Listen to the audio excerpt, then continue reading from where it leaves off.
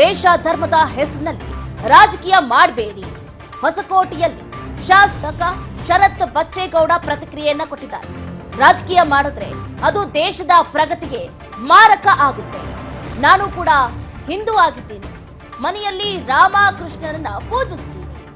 ತರಾತುರಿಯಾಗಿ ಉದ್ಘಾಟನೆ ಮಾಡ್ತಾ ಇರೋದು ಸರಿಯಲ್ಲ.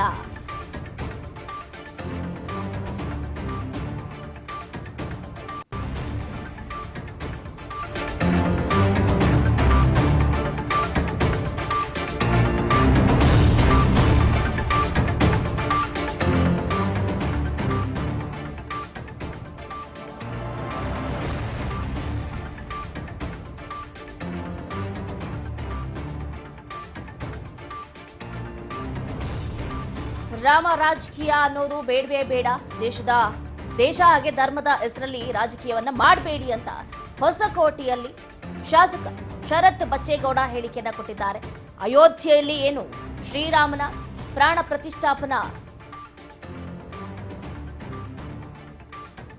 ಉದ್ಘಾಟನೆಯನ್ನು ನಾವೆಲ್ಲರೂ ಕೂಡ ಸ್ವಾಗತ ಮಾಡೋಂಥದ್ದೇ. ಇವತ್ತು ರಾಮ ಮಂದಿರ ಇರ್ತಕ್ಕಂಥದ್ದು ಒಂದು ಧರ್ಮಕ್ಕೆ ಅಥವಾ ಜಾತಿಗೆ ಅಥವಾ ಒಂದು ಹಿಂದುತ್ವಕ್ಕೆ ಸೇರಿದಂಥದ್ದು, ಹಿಂದೂಯಿಸಮ್ಗೆ ಸೇರಿದಂಥದ್ದು. ಇದರಲ್ಲಿ ರಾಜಕಾರಣಕ್ಕೆ ಯಾವುದೇ ಒಂದು ಜಾಗ ಇಲ್ಲ. ರಾಜಕಾರಣಿಗಳು ನಾವೆಲ್ಲ ಕೆಲಸ ಮಾಡೋಂಥದ್ದು ಸಂವಿಧಾನದ ಅಡಿಯಲ್ಲಿ.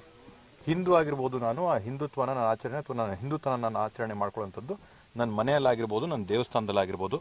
ಸಾರ್ವಜನಿಕವಾಗಿ ಇಲ್ಲಿ ಬಂದು ನಾನು ಬೀದಿಯಲ್ಲಿ ನಿಂತಾಗ ಎಲ್ಲರಂತೆ ಕೂಡ ನಾನು ಕೂಡ ಬಾಬಾ ಸಾಹೇಬ್ ಅಂಬೇಡ್ಕರ್ ಅವರು ಬರೆದಂಥ ಪ್ರಜಾಪ್ರಭುತ್ವದ ಸಂವಿಧಾನದ ಅಡಿಯಲ್ಲಿ ನಾವೆಲ್ಲರೂ ಕೂಡ ಭಾಳ ಬದುಕಂಥದ್ದು. ಅದರಿಂದ ಧರ್ಮದ ಪಾಡಿಗೆ ಧರ್ಮ ಒಂದು ಕಡೆ ಇರ್ತದೆ, ಸಂವಿಧಾನದ ಪಾಡಿಗೆ ಸಂವಿಧಾನದ ಕಡೆ ಇರ್ತದೆ. ಸಾರ್ವಜನಿಕರ ಮಧ್ಯೆ ಇರಬೇಕಾದಾಗ ಹಿಂದೂ, ಮುಸಲ್ಮಾನ, ಕ್ರೈಸ್ತ, ಸಿಖ, ಇಸಾಯಿ ಇವರೆಲ್ಲರನ್ನೂ ಕೂಡ ನಾವು ಬಿಟ್ಟು ನಾವೆಲ್ಲರೂ ಕೂಡ ಭಾರತೀಯರಂತ ನಾವು ಭಾವಿಸಿದ್ದೀನಿ.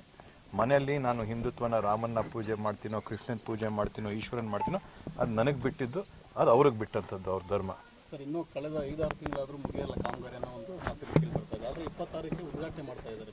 ಇವತ್ತು ತರಾತುರಿಯಲ್ಲಿ ಕಾಮಗಾರಿಗಳನ್ನ ನಡೀತಾ ಇರತಕ್ಕಂಥದ್ದು, ಪೂಜೆಯಲ್ಲಿರ್ತಕ್ಕಂಥ ಕೆಲವೊಂದು ಕುಂದುಕೊರತೆಗಳನ್ನ ಗಮನಿಸಿ 4 ಶಂಕರಾಚಾರ್ಯರು ಏನಿದ್ದಾರೆ ಇವತ್ತು ದೇಶಾದ್ಯಂತ, ಅವರೆಲ್ಲರೂ ಕೂಡ ಈ ಕಾರ್ಯಕ್ರಮದಲ್ಲಿ ಭಾಗವಹಿಸ್ತಾ ಇಲ್ಲ.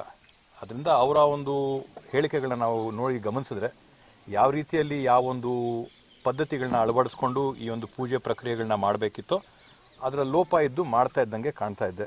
ಇವತ್ತು ಯಾವುದೋ ಒಂದು ಪಕ್ಷ ಈ ಒಂದು ವಿಷಯನ ತನ್ನ ಸ್ವಾರ್ಥಕ್ಕೋಸ್ಕರ ಬಳಸ್ತಾ ಇದೆ ಅನ್ನೋಂಥದ್ದನ್ನ ಕಾಣಿಸ್ತಾ ಇದೆ. ಇದಕ್ಕೆ ರಾಜಕೀಯ ಬೆರೆಸಂಥದ್ದು ಸೂಕ್ತ ಅಲ್ಲ. ಧರ್ಮದ ಪಾಡಿಗೆ ಧರ್ಮ ಇರಬೇಕು, ರಾಜಕೀಯದ ಪಾಡಿಗೆ ರಾಜಕೀಯ ಇರಬೇಕು.